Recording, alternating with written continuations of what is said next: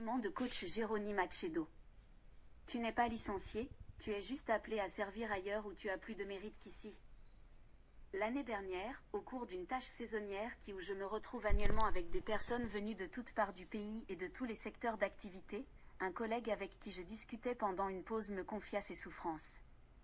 Il a été récemment, par surprise et avec brutalité licencié de son emploi sans aucun droit professionnel et s'est retrouvé du jour au lendemain sans activité et sans salaire avec 4 enfants, sa femme et à charge sa mère déjà avancée en âge. Le pire est que son licenciement est dû au fait qu'il avait dénoncé un abus de la caisse par son supérieur hiérarchique. En tant que comptable, s'il ne dénonçait pas les méfaits, les responsabilités retomberont sur lui quand le constat sera fait. Mais voilà qu'une fois qu'il a dénoncé, le chef hiérarchique a non seulement trouvé les moyens de se justifier, mais n'a pas mis long à trouver une occasion pour le licencier purement et simplement. C'est une situation pénible, conclut-il. Après environ une minute de silence, je puis lui dire calmement qu'il n'était pas rejeté, il était juste appelé à servir ailleurs où il a plus de mérite. C'était ma seule réponse. Il me regarda et me sourit. Ce fut la fin de notre conversation sur le sujet. Nous n'en avons plus jamais parlé jusqu'à notre séparation à la fin des travaux qui ont duré environ un mois. Pour le reste de l'année, je n'ai pas gardé contact et je n'ai eu aucune nouvelle de lui. Récemment, lorsque les activités annuelles qui nous réunissaient ont débuté, je n'ai pas remarqué si son nom était retenu parmi les participants. Je n'avais gardé aucun contact avec lui, donc je ne pouvais pas le joindre, bien que je voulus savoir de ses nouvelles par rapport à sa situation de l'année dernière. Mais grande fut ma joie quand je le vis apparaître par un après-midi vers la fin de nos activités. Il était juste de passage pour nous saluer, nous avoua-t-il. Il nous expliqua qu'il n'avait pas pu prendre part aux activités de cette année parce qu'il était pris par son travail. Quand il eut fini de saluer tout le monde avec grand enthousiasme, il m'invita à l'accompagner vers la sortie du lieu de réunion. Il avait garé à l'entrée son véhicule de service privé qui l'attendait. Quand nous fûmes près de la voiture, il en sortit un portefeuille et me tendit un billet de 10 000 pour mon rafraîchissement, dit-il. Je ne comprenais pas grand-chose. Mais je voyais qu'il était plus en forme et avait meilleure mine que les années antérieures et cela faisait déjà ma joie.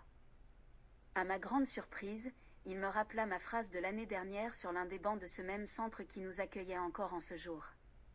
Il m'expliqua qu'après cette conversation, il était devenu plus calme et plus confiant.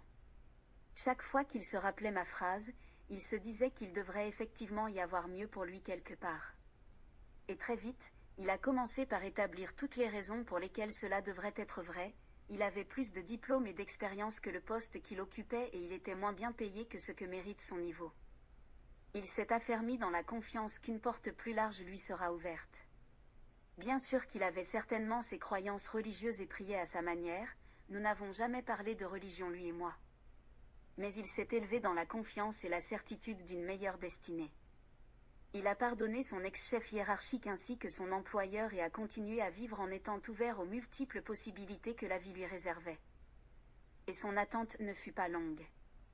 Il eut écho d'une entreprise régionale qui avait besoin d'un comptable général adjoint ayant son profil.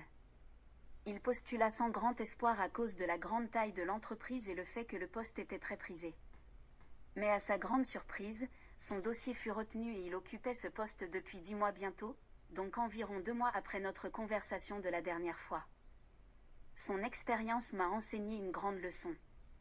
Il y a toujours quelque chose de mieux pour nous ailleurs et nous le voyons plus facilement et plus rapidement quand nous faisons taire les nombreuses questions relatives à notre situation et à nos moyens actuels, quand nous arrêtons de contempler ce que nous avons perdu et nous ouvrons et sommes prêts à recevoir toutes les merveilles que la vie a en réserve pour nous. Les voies de Dieu pour nous bénir sont infinies et insondables. Malheureusement, nous ne les voyons que lorsque nous sommes vraiment capables d'avoir plus foi en Dieu, en notre unité avec la source infinie de tout bien et surtout en son infinie volonté de toujours nous donner le meilleur. Qu'il s'agisse d'un licenciement, d'une déception amoureuse ou d'une promesse non tenue, nous pouvons regarder à l'essence de tout bien, toujours prête à nous bénir, pour nous donner plus en abondance que ce que nous pensons avoir perdu. Tout l'univers est à notre disposition pour notre plus grand épanouissement. Ayons plus confiance en Dieu qu'en notre situation financière, relationnelle ou environnementale défavorable. Les surprises avec Dieu sont inestimables et toujours positivement à notre avantage.